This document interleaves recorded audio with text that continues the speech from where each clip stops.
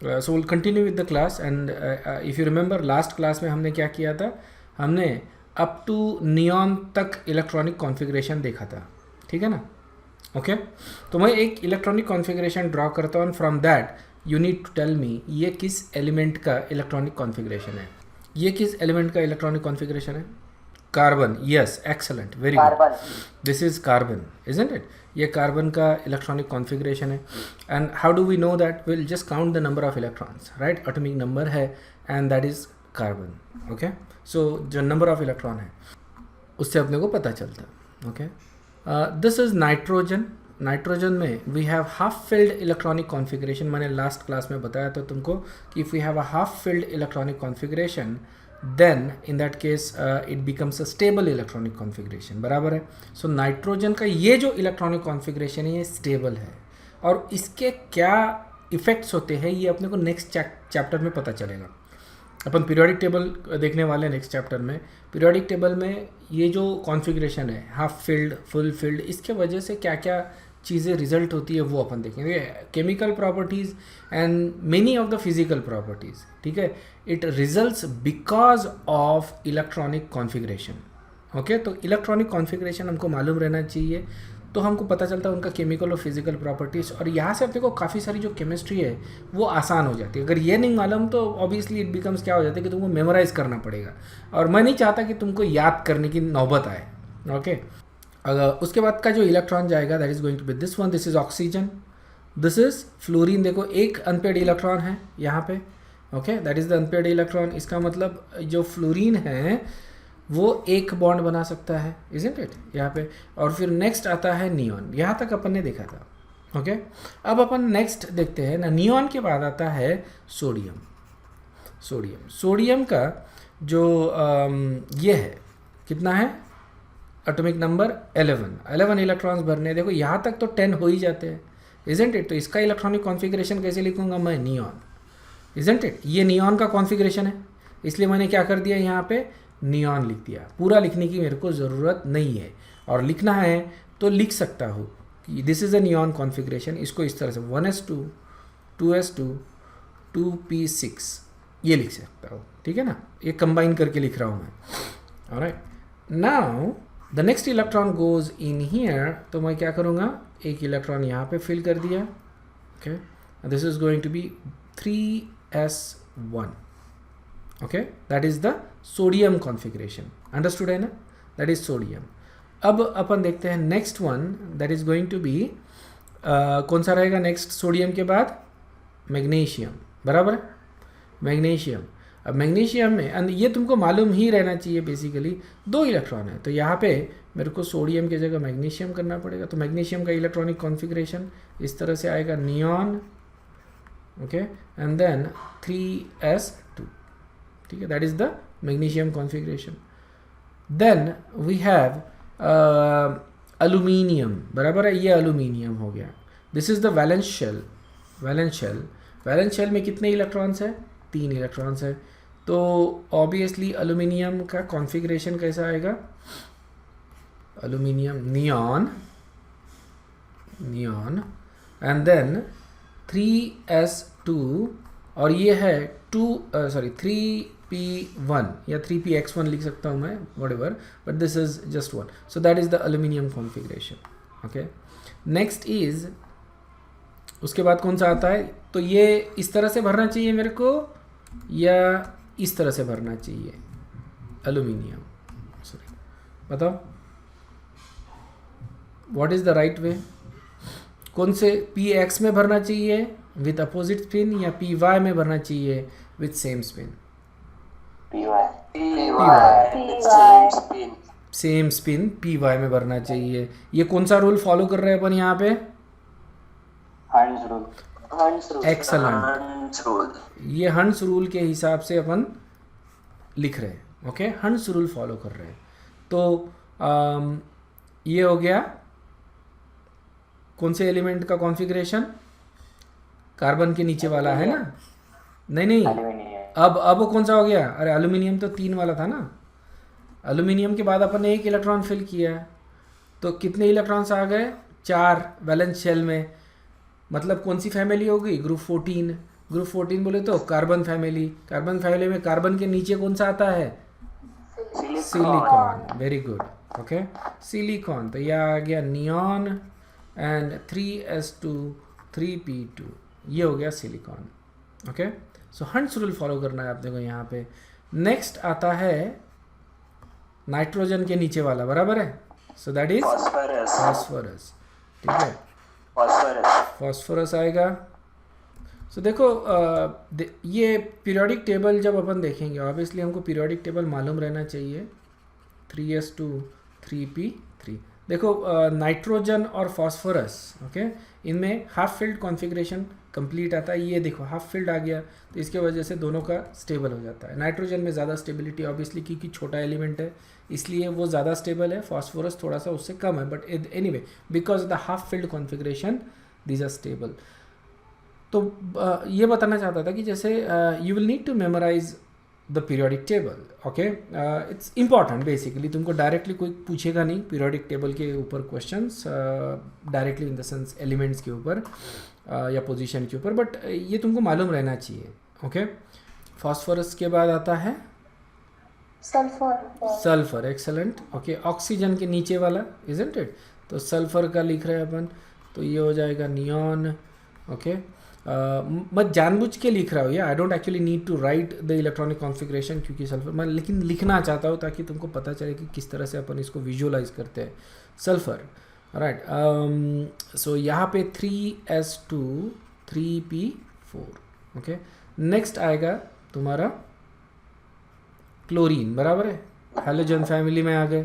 So as you feel the electronic configuration, तुमको कहाँ पता चलना चाहिए, we are moving towards the right. हम लोग आ गए ऑक्सीजन फैमिली में, अभी आ गए हैलोजन फैमिली में, and this is going to be chlorine. Chlorine का electronic configuration is neon 3s2 3p5, okay. इसको एक इलेक्ट्रॉन की ज़रूरत, तो कंप्लीट द शेल, और जब ये एक इलेक्ट्रॉन गेन कर लेता है, मतलब नॉट जस्ट क्लोरीन बट कोई भी एलिमेंट जब इसका ऑक्टेट कंप्लीट हो जाता है, इट बिकम्स वेरी स्टेबल। ये अपने को पता चलता है from the next element which is argon, okay. So ये आएगा argon, okay, neon, neon and then 3s2 3p6, octet complete हो गया, तो इट बिकम्स अनरिएक्टिव, अनरिएक्टिव हो गया, ठीक है ना। अनरिएक्टिव है इसलिए it is actually a gas. Noble जो एलिमेंट्स है ग्रुप 18 के, these are actually all gases, बड़े बड़े एलिमेंट है, हेवी है, but they are still gases because they don't want to react, okay, that is the reason why they are gases, okay. So argon is a very inert gas, okay, इसको noble gas भी बोल सकते हैं, that's why they are called as noble gases. Noble बोले तो they want to react, okay, बड़े cool से gases होते ही हैं, ओके। कूल से गैसेस मतलब just by nature they are cool, they don't want to react, kind of thing, okay. I think I'll keep this as it is. Then the next one is we need next element, तो कौन सा आएगा argon के बाद? argon के बाद sodium के नीचे वाला, तो ये आएगा पोटेशियम, है ना, सोडियम के नीचे वाला, तो ये हो गया पोटेशियम। तो पोटेशियम का जो आ रहा है configuration, that is going to be K, okay. अब देखो अर्गॉन लिखेंगे यहाँ पे इस तरह से, यहाँ तक, क्योंकि यहाँ तक अर्गॉन आ गया है ना, ओके। तो ये अर्गॉन लिख लिया, और ये हो जाएगा 3s1, sorry 4, I made a mistake, no, है ना। अकॉर्डिंग टू ऑफ प्रिंसिपल अब अपने को इलेक्ट्रॉन यहाँ पे भरना है, बराबर है, 4s में। After 3p we need to fill the electron in 4s। कौन सा प्रिंसिपल यूज़ कर रहे हैं यहाँ पे अपन? Aufbau principle. According to increasing energy, 3D के एनर्जी जो है that is more than 4s, इसलिए 4s में पहले इलेक्ट्रॉन फिल करेंगे। ये आउटर ऑर्बिटल है, 4s बाहर है, ओके, लेकिन फिर भी इसकी एनर्जी कैसी है, कम है 3D से। Understood? It's kind of like जैसे बिल्डिंग में होता है ना, मान लो कि as you go up the floor, okay, जो प्राइस है बिल्डिंग में, प्राइस इंक्रीज हो रही है। ये मुंबई में तुमको देखने को मिलता है, ओके। मुंबई में ऐसा देखने को मिलेगा, जैसे जैसे ऊपर जाते जाओगे फ्लोर में, तो क्या होता है कि रेट जो है फ्लैट्स के वो बढ़ते जाते हैं, टॉप फ्लोर के फ्लैट ज़्यादा होते हैं। ये नागपुर में भी आ गया है अभी 5% लगता है पर 5 फ्लोर, ओके, एक्स्ट्रा 5% देना पड़ता है। मतलब 0 से 5 तक एक रेट रहेगा और 6 से लेके 10 तक जो भी रेट है उसका प्लस 5% तुमको एक्स्ट्रा देना पड़ता है। उसके ऊपर जाओगे तो जो रेट है उसका प्लस 10% तुमको देना पड़ेगा। तो इस तरह से रेट बढ़ते जाते हैं टॉप, ओके। तो मान लो ये हो गया कि फर्स्ट फ्लोर है, सेकंड फ्लोर है, थर्ड फ्लोर है एंड फोर्थ फ्लोर है। तो ऑब्वियसली फोर्थ फ्लोर का प्राइस सबसे ज़्यादा होना चाहिए, इजंट इट। लेकिन हो क्या रहा है कि for what ever reason fourth का प्राइस क्या हो गया, कम हो गया 3 से, ओके। नेक्स्ट इलेक्ट्रॉन अपने को ऑब्वियसली फिर से जब तक ये फिल नहीं होता तब तक अपन इसमें इलेक्ट्रॉन फिल नहीं कर सकते अकॉर्डिंग टू ऑफ बॉ प्रिंसिपल। तो इसको कम्प्लीटली फिल करना पड़ेगा। तो ये हो जाएगा मैग्नीशियम के नीचे वाला which is calcium, okay. So ये होगा calcium and then argon and then 4s2, ठीक है। कैल्शियम तक आ गए अपन, ओके। अब नेक्स्ट एलिमेंट, ऑलराइट, ये आ गया नेक्स्ट एलिमेंट, ओके। ये अभी भी 3D में पहला इलेक्ट्रॉन फिल कर रहा है, ओके। देखो 3D अपन 4s के बाद फिल कर रहे हैं। सो 3D में अपन पहला इलेक्ट्रॉन फिल कर रहे हैं after filling the 4s, okay. तो ये जो रहेगा that is going to be scandium. ये कौन सा एलिमेंट रहेगा, स्कैंडियम। और इसमें अपन लिखना पड़ेगा आर्गॉन, ठीक है ना। और क्या लिख रहा है 4s2 3d1, ऐसा लिख सकते हैं या फिर इसको ऐसा भी लिख सकते हैं 3d1 4s2, ठीक है। ये जो ऑर्डर है दिस इज इंटरचेंजेबल, ओके। तुम 4s को पहले लिख सकते हो या बाद में लिख सकते हो। This is actually followed in many cases, ठीक है ना। ये फॉलो होता है क्योंकि रिएक्टिविटी के हिसाब से देखा जाए तो यहाँ से अपन इलेक्ट्रॉन पहले निकालते हैं, ओके। समझ में आ गया, ये अपन आगे बात करेंगे। इलेक्ट्रॉन यहाँ से निकालते हैं, तो ये वैलेंस शेल है, इसलिए यहाँ से इलेक्ट्रॉन निकालना है अपने को, इसीलिए अपन इसको बाद में लिखते हैं, okay. And this is the right, this is energy wise, energy इस तरह से उसमें फिल कर रहे हैं अपन, इसलिए इसको इस तरह से भी लिखाया जा सकता है या फिर इस तरह से भी, ओके। डजंट रियली मैटर, दोनों करेक्ट है, ओके। नेक्स्ट एलिमेंट कौन सा होता है, this is titanium, very good, titanium, मालूम है ना titanium, right. So very nice element, okay. Titanium is a very precious element, it's a rare element actually, it's very expensive titanium जो होता है, okay. And it's very strong actually, very strong, okay. So this is going to be 4s2, मैं इसको इसी तरह से लिखता हूँ 4s2 3d2, 4 इलेक्ट्रॉन्स है इसके वैलेंस शेल में, इसलिए टाइटेनियम की वैलेंसी 4। स्कैंडियम की वैलेंसी कितनी होती है, 3 की वैलेंसी। स्कैंडियम की वैलेंसी कितनी की आएगी, 3 की। टाइटेनियम की वैलेंसी 4 की आती है। नेक्स्ट ये आ गया। नाउ ये जो आता है that is going to be vanadium. कौन सा होता है ये, vanadium, vanadium argon, then 4s2 3d3, okay. ये हो रहा है।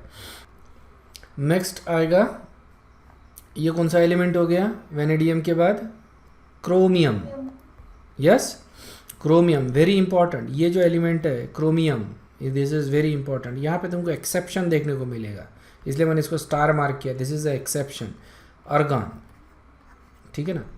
यहाँ पे देखो 4s2 3d4 ये लिख रहा है अपन। यहाँ पे क्या हो रहा है, ठीक है, ये तो बराबर है ना, या मतलब ये जो इलेक्ट्रॉनिक कॉन्फ़िगरेशन अपन जो देख रहे हैं that seems to be fine, doesn't seems to be any issue.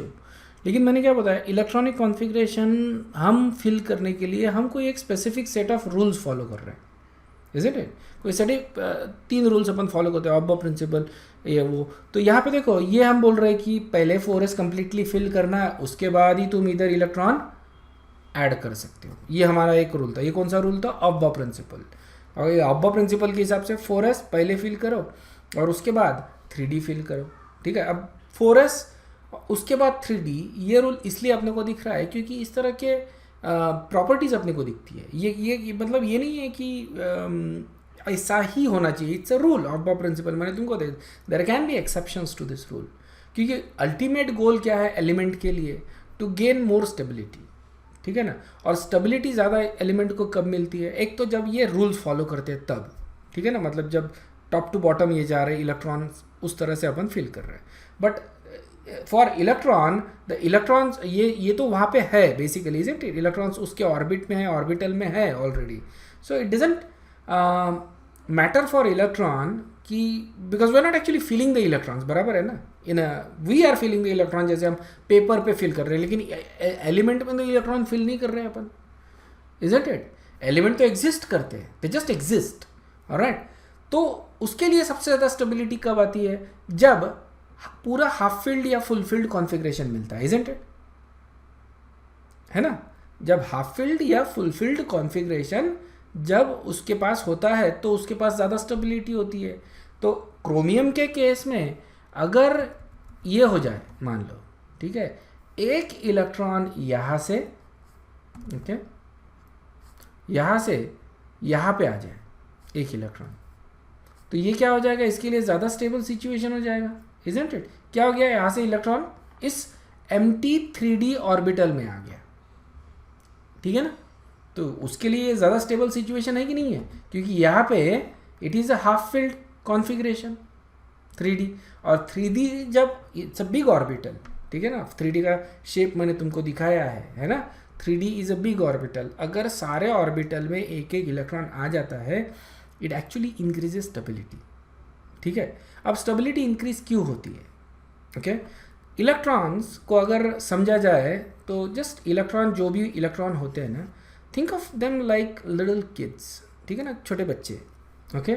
और अभी कोरोना से तुम ये समझ रहे हो कि बच्चे अपने पेरेंट्स को बड़ी तकलीफ दे रहे हैं, इजंट इट। क्यों तकलीफ क्यों दे रहे हैं, because they don't have space to play, बराबर है कि नहीं, जगह नहीं है खेलने के लिए, घर के घर में खेलने के लिए मिल रहा है, काफ़ी लोगों के घर ही छोटे होते हैं, तो ऑब्वियसली बच्चों के लिए it becomes a very big issue, okay. छोटे घर है तो they can not actually go out, और छोटे से घर में उनको खेलना पड़ रहा है। Are they happy with that situation, absolutely no, बराबर है ना, उनको बाहर जाना है। बाहर क्यों जाना है, क्योंकि बाहर ज़्यादा जगह है, and that's why they are happy, isn't it. Electrons are like that basically, little kids, उनको ज़्यादा जगह चाहिए, okay, they want more space, they don't like each other, एक दूसरे से बहुत ज़्यादा प्यार नहीं करते, but they have to maintain a decorum वहाँ पे when they are in the orbital, उस तरह से उनको मेंटेन करना है एक, तो दे वांट मोर स्पेस, ठीक है। जब ये सिचुएशन आ जाती है, अब इलेक्ट्रॉन्स कैन गो अराउंड, ये इधर आएगा, ये इधर आएगा, इधर वाला इधर जाएगा, तो ये इधर वाला जो है वो इधर जा सकता है, इधर वाला इधर आ सकता है, इधर वाला इधर जा सकता है, इधर वाला इधर आ सकता है, ये सारा इंटरचेंजेबल हो सकता है, बराबर है ना। मतलब इनको ज़्यादा जगह मिल गई कि नहीं मिल गई, जब ये सारे एक ही लेवल पे है, they have more space, yes और no. What is happening is कि ये इलेक्ट्रॉन्स जो है सारे के सारे अनपेयर्ड है अभी इस केस में, इजंट इट। सारे अनपेयर्ड है, मतलब सारे एक जैसे इलेक्ट्रॉन्स है, थोड़ा बहुत एनर्जी में फ़र्क है, ये एनर्जी भी कम हो जाती है, जो डिफरेंस होता है 3D और 4S। तो ये हो गया तुम्हारा 4S की एनर्जी, और ये होगी 3D की एनर्जी। तो ये जब इलेक्ट्रॉन सारे के सारे एक ही लेवल पे आ जाते हैं, तो ये जो डिफरेंस है ये भी कम हो जाता है बेसिकली। सो अब क्या होता है कि ये electrons they can move around, ये जा सकते हैं एक दूसरे को। इसको अपन बोलते हैं डीलोकलाइजेशन। क्या बोलते हैं इसको, delocalisation of electron. Electrons delocalised है, मतलब कि एक ही जगह पे नहीं है, लोकलाइज्ड नहीं है, ठीक है। लोकल नॉट लोकल, ये जो होता है ना, तो जैसे नॉट लोकल होगा उसको अपन क्या बोलेंगे, डीलोकलाइज्ड। तो इलेक्ट्रॉन्स एक ही जगह पे नहीं है, ये घूम सकते हैं, they are more space to play, and that's why they are more stable.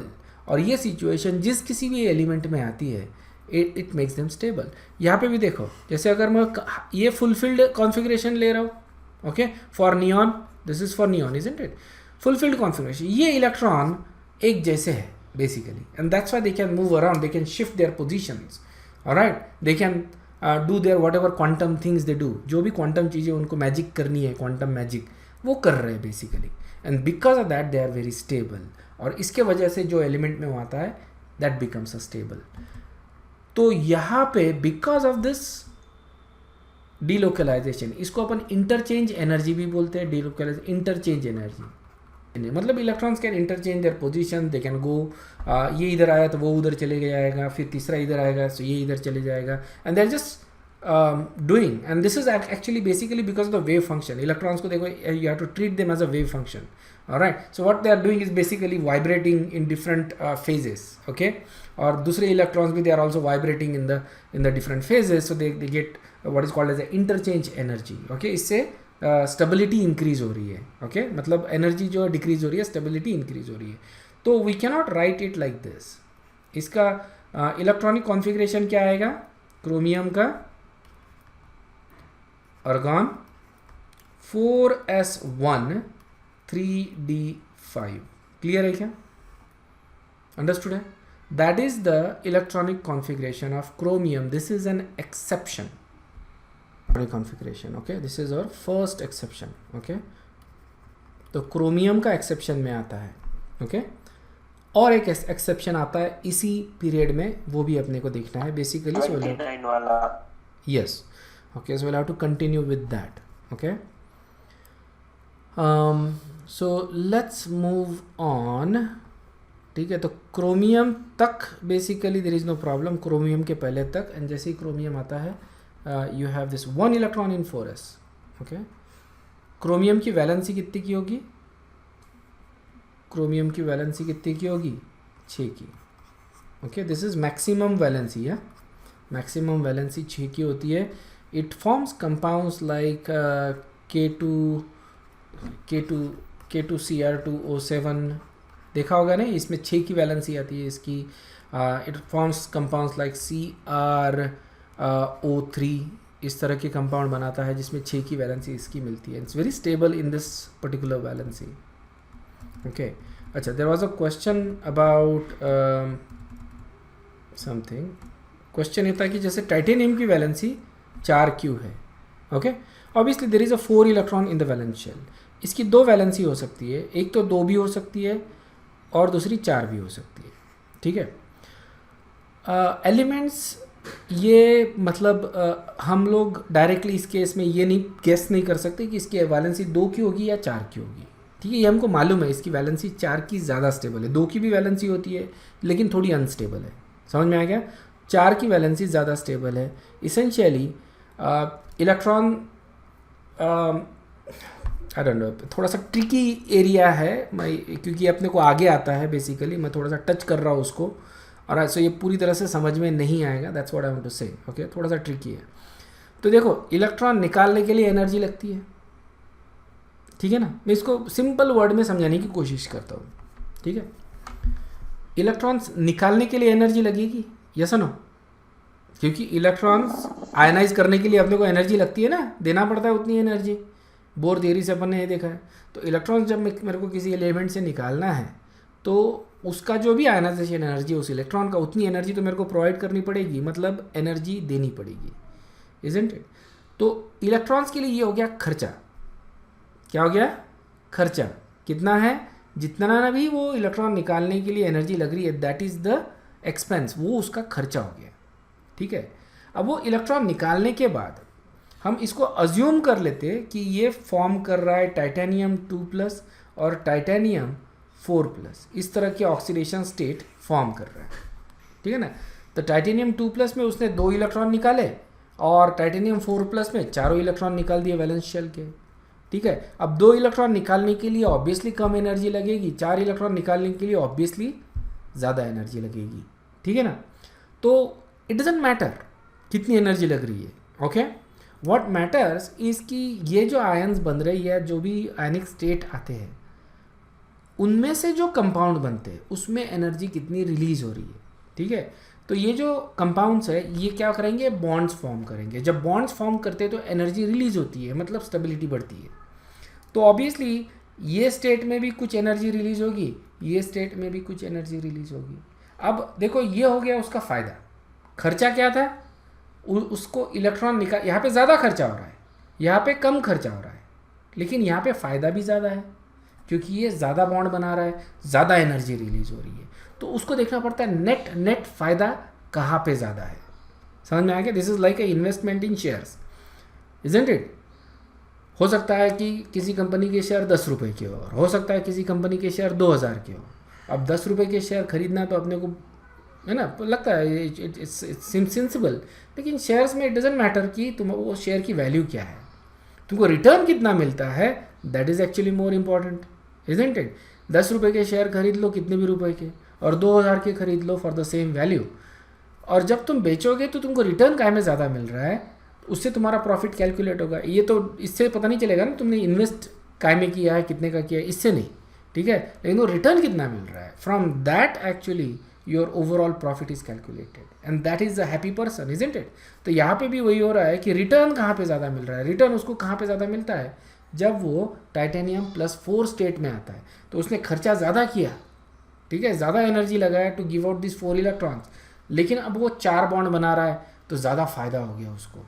Okay, so net net उसको ज़्यादा फ़ायदा हो रहा है, ज़्यादा स्टेबिलिटी मिल रही है, इसलिए ये +4 स्टेट में। And this is true for all elements, all bonding, जो भी जितनी भी बॉन्डिंग होती है ये इसी तरह से होती है। कोई भी एलिमेंट अपने इस स्टेट में क्यों आता है, बिकॉज उसका ज़्यादा फ़ायदा है। बेसिकली एलिमेंट जो है बहुत ही ज़्यादा सेल्फिश चीज़ें हैं, समझ में आया ना, they are very selfish, alright. वो अपना क्या देखते हैं, हमेशा फ़ायदा ही देखते हैं, ये अंडरस्टूड है क्या। नेक्स्ट एलिमेंट कौन सा आता है, मैग्नीज, बराबर, मैंगनीज, ठीक है। मैग्नीज थोड़ा सा एन एम्फसाइज करके बोलना पड़ता है, because otherwise it becomes magnesium जैसा लगता है इसको, ऑलराइट। यहाँ पे जो इलेक्ट्रॉन है it is going to go in 4s, ठीक है। इसेंशियली अगर क्रोमियम का इलेक्ट्रॉनिक कॉन्फ़िगरेशन देखें अपन, इजंट इट, लेकिन अपने को इलेक्ट्रॉन यहाँ पे फिल करना पड़ता है for chromium, isn't it, so that's the chromium. तो मैग्नीशियम के लिए we just have to add an electron. तो मैग्नीशियम का बताओ इलेक्ट्रॉनिक कॉन्फ़िगरेशन कैसे रहेगा, मैग्नीज का, मैग्नीशियम बोल रहा है, I am sorry, manganese, okay. So this is going to be, ये अपना आर्गॉन हो गया, okay, and then 4s2 3d5, d5 configuration आ रहा है, मतलब स्टेबल हाफ फिल्ड कॉन्फ़िगरेशन आ रहा है, ओके, बहुत स्टेबल कॉन्फ़िगरेशन है। And this is the reason why, अगर तुम यहाँ पे देखो, मैग्नीज छोड़ दो, manganese is actually a soft element, लेकिन क्रोमियम में कितने इलेक्ट्रॉन्स थे, 6 इलेक्ट्रॉन्स थे, isn't it, 6 unpaired electrons. Manganese में कितने अनपेयर्ड इलेक्ट्रॉन है, 5 अनपेयर्ड इलेक्ट्रॉन्स, ओके। और ये जो अनपेयर्ड इलेक्ट्रॉन है इनके वजह से बॉन्डिंग क्रिएट होती है, अनपेयर्ड इलेक्ट्रॉन्स के वजह से, okay, not because of the paired electrons. Obviously number of electrons तो ऑब्वियसली इज नेसेसरी, लेकिन जो अनपेयर्ड इलेक्ट्रॉन्स होते हैं वो पेयर होने की कोशिश करते हैं, ओके, और इसके वजह से इनकी प्रॉपर्टीज़ डिफाइन होती है। तो जितने ज़्यादा अनपेयर्ड इलेक्ट्रॉन उतना ज़्यादा जनरली उनका स्ट्रेंथ होता है। तो क्रोमियम अगर तुम देखो तो क्रोमियम फैमिली जो है, ओके, क्रोमियम आता है उसमें, there is osmium in their, and there is a tungsten I think in that same group, ठीक है ना, आई डोंट रिमेंबर। लेकिन जो क्रोमियम जो फैमिली है, वो जो एलिमेंट है उसमें, वो सारे के सारे एलिमेंट, उनका बॉइलिंग पॉइंट जो है या मेल्टिंग पॉइंट जो, that is very high, isn't it. Tungsten भी आता है मेरे ख्याल से, क्रोमियम में ही आता है tungsten, okay, it's very high, okay. And chromium का भी मेल्टिंग पॉइंट जो है that is very high, basically because it has 6 unpaired electron. तो जितने ज़्यादा अनपेयर्ड इलेक्ट्रॉन होते हैं ज़्यादा। मैग्नीज का कम है actually, that is something we don't actually understand, it's probably because of the stable electronic configuration, but we don't actually know exactly why. Next हम देखना चाहते हैं, ये हो गया मैग्नीज का। नेक्स्ट आएगा, बताओ मैग्नीज के बाद कौन सा आता है, iron, Fe, iron, excellent, okay. And ये हो जाएगा 4s2 3d6। उसके बाद आयरन, कोबाल्ट, निकल, ठीक है, ये 3 सीरीज में ही ध्यान में रखना, FeCO Ni, okay, iron, cobalt, निकल, 4s2 3d7, ओके, 7 इलेक्ट्रॉन आ गए 3d में। नेक्स्ट इज निकल, ठीक है, सो ये हो गया निकल, आर्गॉन, 4s2 3d8, ओके। और अब आएगा अपना एक्सेप्शन वाला which is going to be, अब यहाँ पे अगर मैं लिखता हूँ, ठीक है, तो 9 इलेक्ट्रॉन्स हो गए। इसका अगर इलेक्ट्रॉनिक कॉन्फ़िगरेशन लिखना है मेरे को, सो इट बिकम्स कॉपर, ठीक है ना, कॉपर है ये, and so it becomes argon 4s2 3d9, ठीक है ना। अब जैसे ही तुमको ये 9 दिखता है, ऑब्वियसली यू रियलाइज कि यार इसको मैं फिल कर सकता हूँ, 10 कर सकता हूँ। उसके लिए मेरे को क्या करना पड़ेगा, एक इलेक्ट्रॉन यहाँ से यहाँ पे डालना पड़ेगा, isn't it. So that's what I am going to do. एक इलेक्ट्रॉन वहाँ से उठा दिया, ओके, और यहाँ पे फिल कर दिया। तो इसका इलेक्ट्रॉनिक कॉन्फ़िगरेशन क्या हो जाएगा फिर, proper copper argon 4s1 3d10 full filled electronic configuration है, ओके। D10 कॉन्फ़िगरेशन है which is full filled, it's stable, that's why एक इलेक्ट्रॉन हम इधर लिखते हैं, ओके। सो आयरन, देखो कॉपर के लिए 2 कॉन्फ़िगरेशन पॉसिबल है, ये है ये उसको ज़्यादा स्टेबिलिटी देता है, इसलिए ये इसमें एग्जिस्ट करता है, इसमें एग्जिस्ट नहीं करेगा। क्लियर है क्या? The last one in this case is, फिर उसके बाद ये कर दिया अपन ने, एक इलेक्ट्रॉन यहाँ पे भर दिया। सो ये कौन सा हो गया फिर, यहाँ पे मैं इसको ऐसे लिखता हूँ, ये हो जाएगा zinc, okay, argon 4s2 3d10, that is our zinc, ठीक है। कंप्लीटली फिल्ड इलेक्ट्रॉन्स है इसमें। जिंक, ये जो एलिमेंट्स थे अपन ने, ये जो एलिमेंट्स दिखे 10 एलिमेंट, ठीक है ना। वी स्टार्टेड विथ 4s, ठीक है। ये फिल्ड हो जाने के बाद फिर we just filled the electrons in d orbital. ये जो 10 इलेक्ट्रॉन एलिमेंट्स थे, these are called as d block elements. It starts with scandium, okay, scandium, titanium, vanadium, है ना, scandium, titanium, vanadium, chromium, उसके बाद आएगा manganese, then we have iron, cobalt, nickel, copper and zinc, okay। तो ये जो 10 element थे this में, तो इनको अपन डी ब्लॉक एलिमेंट्स बोलते हैं। इसमें zinc is not actually considered, traditionally it's not considered a d block element. ये डी ब्लॉक में आता है, बट इसकी प्रॉपर्टीज़ थोड़ी अलग है as compare to d block. तो ये अपने जब अपन डी ब्लॉक एलिमेंट देखेंगे तब अपने को इसके बारे में और ज़्यादा डिटेल में पता चलेगा। सो यहाँ तक अपने 3D जो है वो कम्प्लीटली फिल्ड हो जाते हैं। इसके बाद जो अपन इलेक्ट्रॉन्स फिल करते हैं दैट इज़ इन 4p, ठीक है ना। तो जिंक के बाद यहाँ से अभी 4p चालू हो रहा है, तो जिंक के बाद आता है, देखो अब 4p बोले तो 4th पीरियड हो गया, इजंट इट। तो 4th पीरियड में कौन सा आता है, देखो सेकंड पीरियड में कौन सा आया था, बोरॉन, एल्यूमिनियम। तो यहाँ पे कौन सा आता है, गैलियम। तो ये गैलियम आ रहा है पहला एलिमेंट इसके बाद, ठीक है ना, जिंक के बाद, okay. Maybe I should just write it like this. कौन सा आ रहा है जिंक के बाद, गैलियम। और gallium, this is the first element जो ट्रांजिशन एलिमेंट्स के बाद आ रहा है, isn't it. This is the first element. तो इसकी प्रॉपर्टी बहुत ज़्यादा अफेक्टेड हो जाती है बेसिकली, ओके। शील्डिंग इफेक्ट के वजह से होता है ये, ऑलराइट, क्योंकि डी ऑर्बिटल कम्प्लीटली फिल्ड है।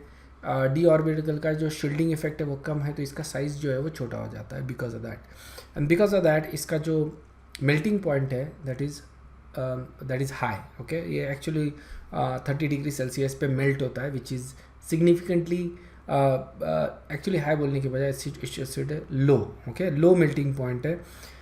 तो it basically melts at 30 degree Celsius, that means it melts on your hand, okay.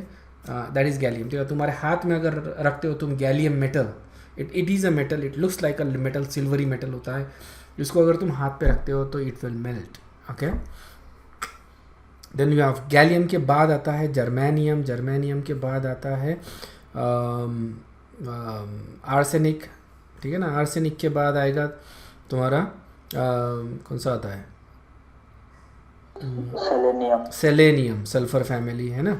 And then you have bromine, and then you have krypton, बराबर है। तो ये एलिमेंट्स इस तरह से, ये अपन p एलिमेंट्स भर रहे हैं, p ब्लॉक। तो p1 हो गया, ये हो गया p2 या 4p1, 4p2, 4p3, 4p4, 4p5 and 4p6।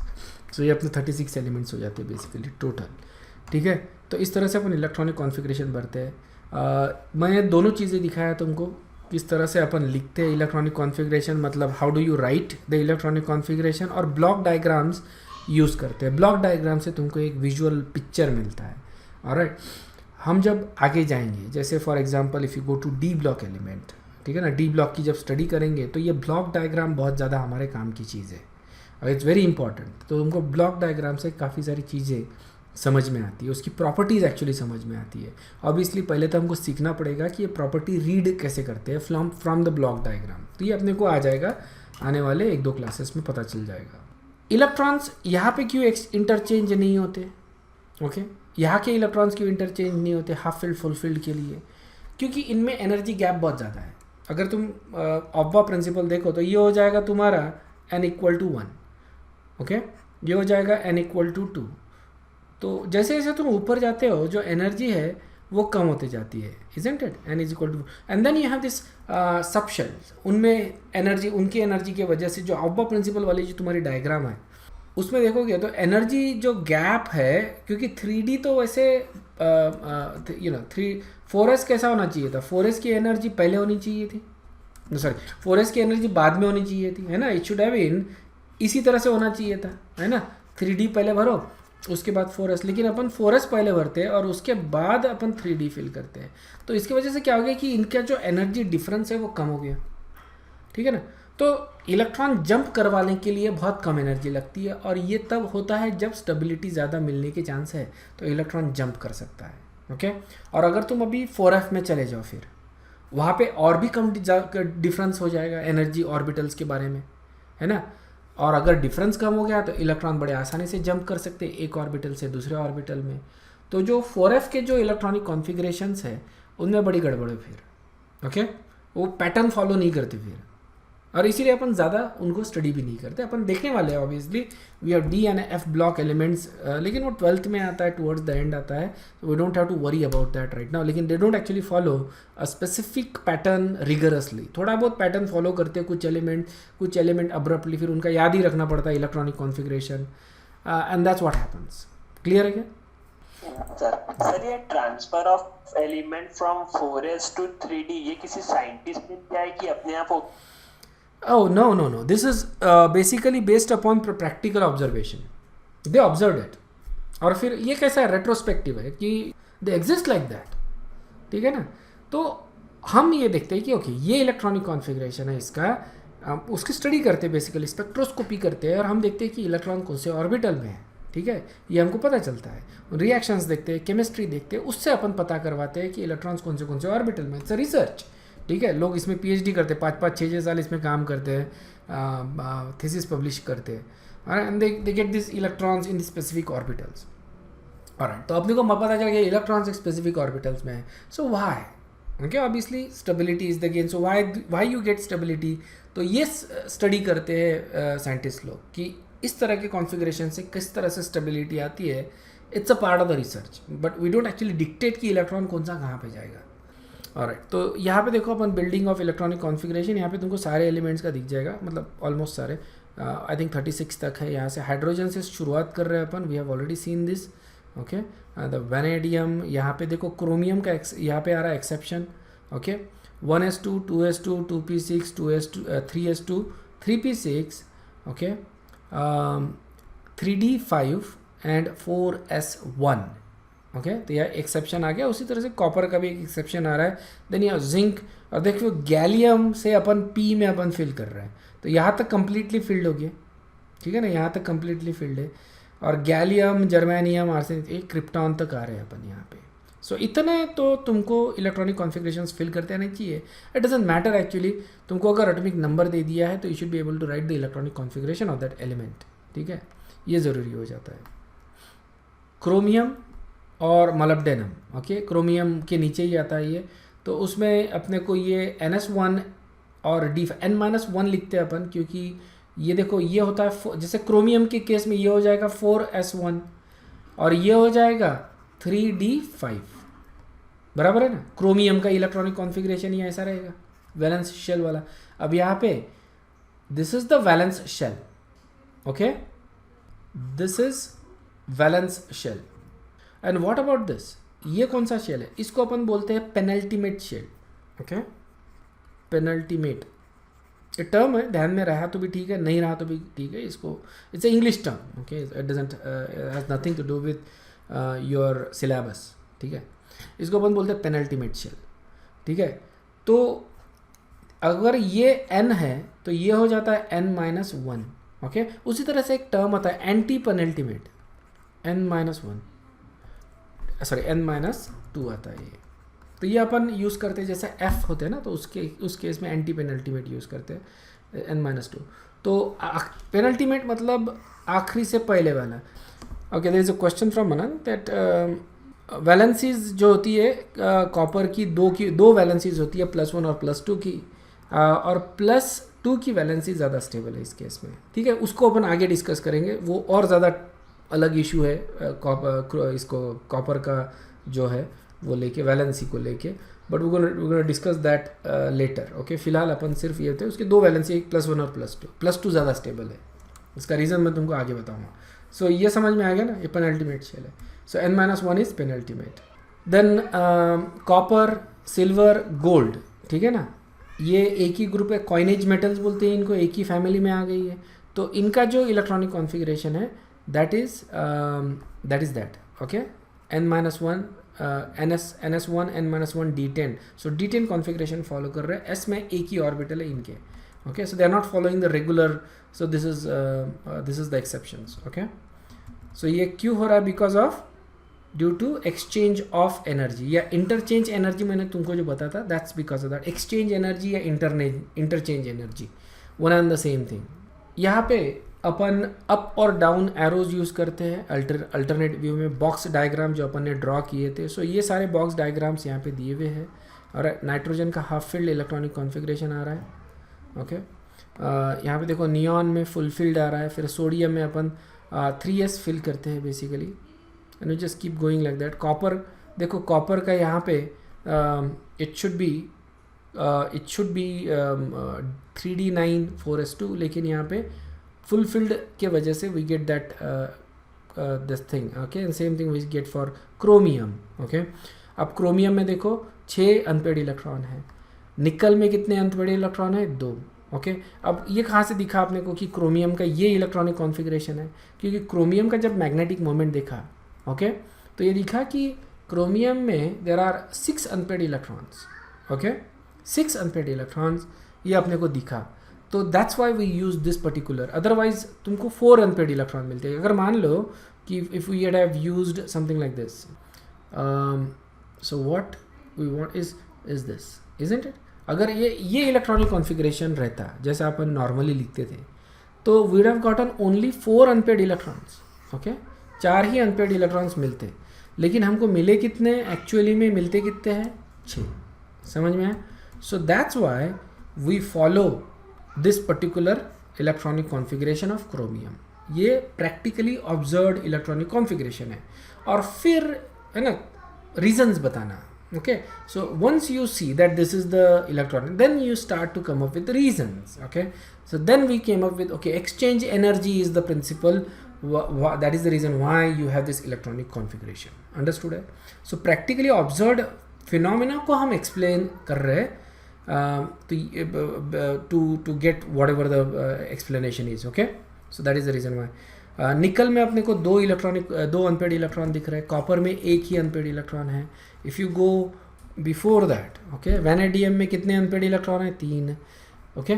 So you need to know this unpaired electrons, क्योंकि यहाँ पे अपन आगे कैलकुलेट करते हैं magnetic moment before we actually go and calculate magnetic moment, ठीक है। आई थिंक प्रैक्टिस क्वेश्चंस तो आज नहीं हो पाएंगे I guess, but anyway, electronic configuration of ions, ठीक है। जो आयंस अगर फॉर्म करने हैं तो इट डिपेंड्स अपॉन तुम पॉजिटिव आयन फॉर्म कर रहे हो या नेगेटिव आयन फॉर्म कर रहे हो। तो मान लो you want to form cations, positive ion form करने, तो क्या करना पड़ेगा? Remove the outermost electrons. कौन से इलेक्ट्रॉन निकालना है? ध्यान रखो यहाँ पे, देखो एस और पी ब्लॉक के जो एलिमेंट्स है उनमें तो कोई दिक्कत वाला बात नहीं है, ठीक है। But if you go back to D electrons, let's go here, okay. जैसे निकल ले लो फॉर एग्जाम्पल, ठीक है ना। अब निकल से मेरे को निकल 2+ फॉर्म करना है। निकल का नॉर्मल वैलेंसी +2 का होता है। अब बताओ मेरे को कौन से इलेक्ट्रॉन निकाले जाए? क्योंकि देखो भरते समय मैंने क्या किया था, पहले इसको भरा था, ओके, 4s को, और उसके बाद 3d को भरा था, सॉरी, उसके बाद फिर 3d को, इजंट इट? तो 4s को पहले भरा and then we filled in. लेकिन मेरे को यहाँ से भी 2 इलेक्ट्रॉन निकालने हैं, -2 इलेक्ट्रॉन। तो कौन से इलेक्ट्रॉन निकालो? ये वाले निकालो, ठीक है, ऑब्बा रूल के हिसाब से, इजंट इट? मेरे को यही निकालने पड़ेंगे, या फिर ये निकालता हो तो मेरा हंस रूल डिस्ट्रॉय हो जाता है बेसिकली, इजंट इट? हंस रूल बोलता है कि सारे जो ऑर्बिटल्स होते हैं एक ही एनर्जी लेवल पे, उन पे इक्वल इलेक्ट्रॉन्स होने चाहिए, अगर तब है उसके बाद ही पेयरिंग हो सकता है, इजंट इट? तो यहाँ पे मेरे को कौन से इलेक्ट्रॉन्स, तो ऑब्वियसली यहाँ पे अपन क्या बोल रहे हैं कि जो वैलेंस शेल है उसमें से इलेक्ट्रॉन्स निकालेंगे, तो ये वाले इलेक्ट्रॉन निकालने हैं, ओके? तो यहाँ पे जो इलेक्ट्रॉनिक कॉन्फ़िगरेशन आता है निकल का, that is going to be 3d10, so 3d8 4s2, ठीक है ना? ये निकल का इलेक्ट्रॉनिक कॉन्फ़िगरेशन हो गया। इस आयन का जो इलेक्ट्रॉनिक कॉन्फ़िगरेशन रहेगा 3d8, ओके? और 4s में 0 इलेक्ट्रॉन्स है, 4s से निकाले अपन ने electron. Is this clear? Now let's say I want to form from chromium to chromium 3+, ठीक है? अभी क्रोमियम 6+ भी होता है, लेकिन 6+ आयनिक नहीं होता। यहाँ पे क्रोमियम 3+ मेरे को फॉर्म करना है, सो कौन से इलेक्ट्रॉन्स निकालूं, ठीक है ना? यही मेरे को डिसाइड करना है कि ये मेरे को ग्राउंड स्टेट इलेक्ट्रॉनिक कॉन्फ़िगरेशन है, इसका कौन सा है? 3d5 4s1, okay? अब यहाँ पे इसका इलेक्ट्रॉनिक कॉन्फ़िगरेशन कौन सा है? तो सबसे पहला जो इलेक्ट्रॉन निकालूंगा मैं वो रहेगा मेरा 4s का, ठीक है? 4s का पहला इलेक्ट्रॉन निकालूंगा, और उसके बाद 2 इलेक्ट्रॉन मेरे को इधर से उठाने पड़ेंगे। तो इनमें से कोई भी इलेक्ट्रॉन मैं निकाल सकता है, डजेंट रियली मैटर, समझ में आया? इट डजेंट रियली मैटर, कोई भी 2 इलेक्ट्रॉन, ओके? रिमेंबर, एलिमेंट्स हमारा बोलना फॉलो नहीं करते, तो इसका इलेक्ट्रॉनिक कॉन्फ़िगरेशन क्या हो गया फिर? 3d3, क्लियर है क्या? कॉपर में, कॉपर से हम लोग कॉपर +1 फॉर्म करना है मेरे को, तो कौन सा इलेक्ट्रॉन निकालेंगे? 4s वाला, ओके? इसके लिए 4s वाला इलेक्ट्रॉन निकालेंगे, तो ये हो जाएगा 3d10 4s1, और इसका आ जाएगा 3d10, ओके? उसके बाद अगर मैं कॉपर से ही कॉपर +2 करना है, तो इस केस में मेरे को एक इलेक्ट्रॉन यहाँ से निकालना पड़ेगा, कोई भी एक, ठीक है? तो वो निकाल लेते हैं अपन। एक इलेक्ट्रॉन यहाँ से निकाला, एक इलेक्ट्रॉन यहाँ से, तो ये आ जाएगा 3d9। सो यहाँ पे कॉपर +1 और कॉपर +2 ये 2 बन रहे हैं, इसके लिए मेरे को इस तरह से इलेक्ट्रॉन्स निकालने पड़ रहे हैं। क्लियर है क्या? Okay, so if there is no question you guys can leave, alright?